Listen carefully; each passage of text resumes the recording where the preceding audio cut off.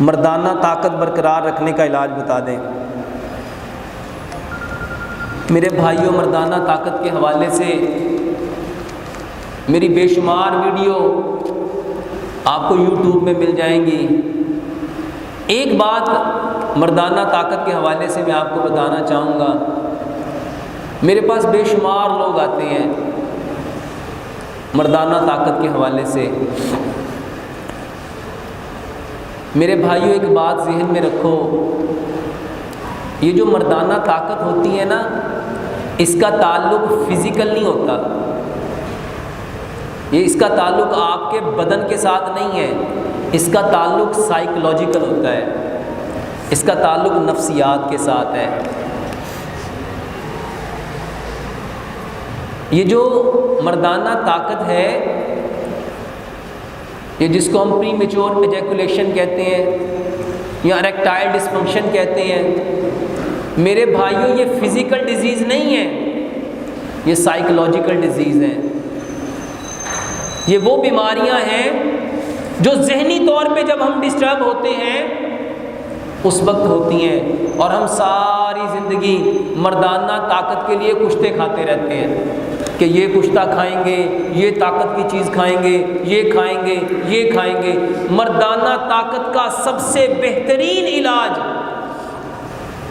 جو پیارے پیغمبر جناب محمد صلی اللہ علیہ وآلہ وسلم نے بتایا، میرے بھائیوں، استغفار ہے۔ یہ ذہن سب سے زیادہ طاقتور پتہ ہی کب ہوتا ہے؟ جب ہم توبہ کرتے ہیں، جب ہم استغفار کرتے ہیں، جب ہم دوسروں کو ان کے کیے ہوئے جو اعمال ہم نے پکڑے ہوتے ہیں اس کو چھوڑتے ہیں۔ یہ جو توبہ استغفار ہے، میرے بھائیو، اس کو کبھی سمجھو، اس کو کبھی میڈیکلی پوائنٹ آف ویو سے جانو۔ یہ توبہ کرنے سے، یہ استغفار کرنے سے، یہ معاف کرنے سے حقیقت میں ہمارے بدن کے امراض کیسے ٹھیک ہوتے ہیں۔ یہ باتیں جب میں یہاں 2-3 سال پہلے آ کے بیان کرتا تھا، لوگ ہنستے تھے کہ یہ کیسے ہو سکتا ہے کہ اس طرح کرنے سے ایسے ہو جائے گا، اس طرح کرنے سے ایسے ہو جائے گا۔ اور آج پوری دنیا، کتنے سو ملکوں میں جب مجھے دیکھا جاتا ہے، بڑے بڑے ڈاکٹر آ کے پوچھتے ہیں کہ ڈاکٹر صاحب آپ یہ باتیں کہاں پڑھتے ہیں، ہمیں وہ کتابیں بتائیں۔ میرے بھائیوں، مردانہ طاقت کا بہترین علاج استغفار کرو، استغفار کرو۔ جو استغفار کرتا ہے نا، اس کو سمجھو، پیارے پیغمبر جناب محمد صلی اللہ علیہ وآلہ وسلم نے فرمایا، جو استغفار کرتا ہے اللہ اس کی زندگی میں برکت دے دیتا ہے۔ جب اس کی زندگی میں برکت آئے گی تو کیا اس کی طاقتوں میں برکت نہیں آئے گی؟ اس کی صحت میں برکت نہیں آئے گی؟ اس کی نسل میں برکت نہیں آئے گی؟ اور کبھی اس کو ریلیٹ کرو اس بیماری کے ساتھ۔ استغفار کرنے سے کیا ہوتا ہے؟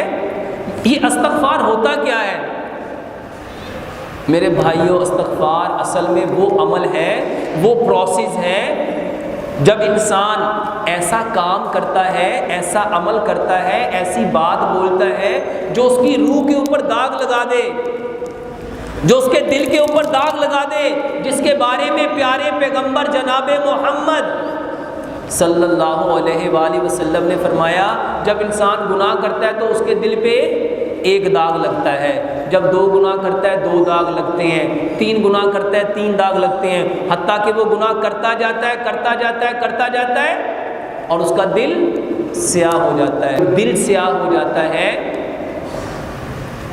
تو میرے بھائیوں، اس کا جو بدن ہے وہ بھی بیمار ہو جاتا ہے اور اس کی روح بھی بیمار ہو جاتی ہے، اور جب یہ دونوں چیزیں بیمار ہو جائیں تو اس کی طبیعت خراب ہو جاتی ہے۔ توبہ اصل میں اس دل کے اوپر جو لگے ہوئے داغ ہیں اس کو دھونے کا نام ہے۔ یہ استغفار اس دل کے اوپر لگے ہوئے داغوں کو دھونے کا نام ہے۔ اس کو سمپل کر کے سمجھو، یہ مردانہ طاقت، یہ مردوں کی شان ہے، اور یہ رب کب دیتا ہے؟ اس کو سمپل سمجھو، جب روح عالم ارواح سے آتی ہے تو نیٹ اینڈ کلین ہوتی ہے، اور جب بدن میں آتی ہے اور وہ دیکھتی ہیں کہ اس بندے نے ایسے کام کر دیے جس کی وجہ سے میرے اوپر داغ لگ گئے، اب ان داغوں کی وجہ سے میں واپس علیین کی طرف نہیں جاؤں گی، مجھے سجین میں جانا پڑے گا، مجھے عالم ارواح کی طرف جانے سے روک دیا جائے گا، کیونکہ یہ جو اس نے داغ لگائے ہیں یہ اللہ کو اتنے ناپسند ہیں کہ اس کے بوجھ کی وجہ سے میں اوپر ٹریول نہیں کر پاؤں گی، اوپر جا نہیں سکوں گی، اس کی وجہ سے طبیعت بے چین ہوتی ہے، طبیعت بے قرار ہوتی ہے، طبیعت بے سکون ہوتی ہے، اور اس طبیعت کی بے چینی، بے قراری، بے سکونی میرے بھائیوں ہمارے اندر بیماری پیدا کرتی ہے۔ اب وہ روح اس داغ کی وجہ سے پریشان ہے، اور وہ کیوں پریشان ہے؟ کیونکہ یہ داغ اس کو واپس اس کی اصل منزل کی طرف جانے سے رکاوٹ بنتے ہیں۔ میرے بھائیوں ان داغوں کو دھونے کا نام، ان داغوں کے غسل کا نام توبہ ہے، استغفار ہے۔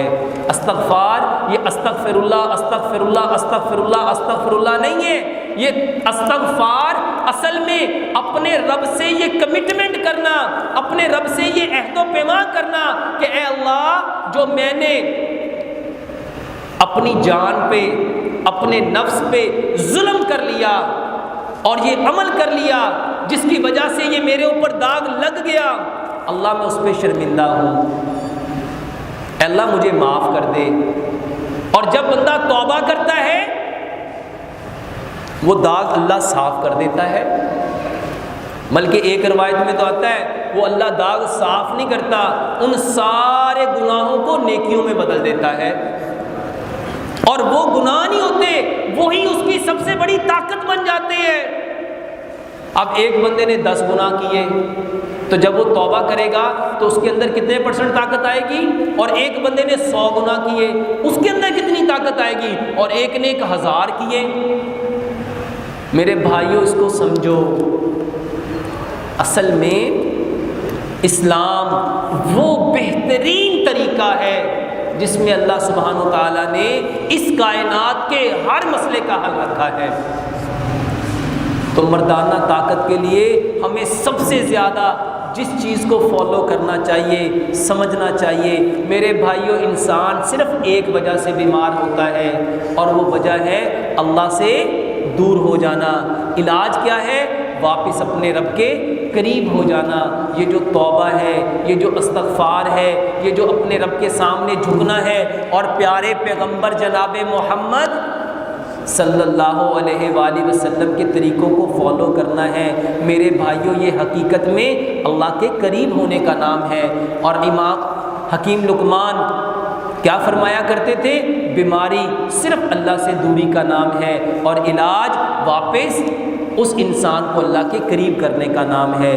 تو مردانہ طاقت کے لیے یوٹیوب میں پوری تفصیل کے ساتھ میرے کافی سارے ایپیسوڈز ہیں، ان کو دیکھو، اور اس کے ساتھ سب سے زیادہ اگر طاقت بڑھانا چاہتے ہو، قوت بڑھانا چاہتے ہو، اور اگر ہمیشگی کی صحت پانا چاہتے ہو، تو میرے بھائیوں پیارے پیغمبر جناب محمد صلی اللہ علیہ وآلہ وسلم ایک دن میں 70 بار توبہ کرتے تھے، ایک روایت میں آتا ہے 100 بار توبہ کرتے تھے۔ یہ توبہ کرو، استغفار کرو، یہ بہترین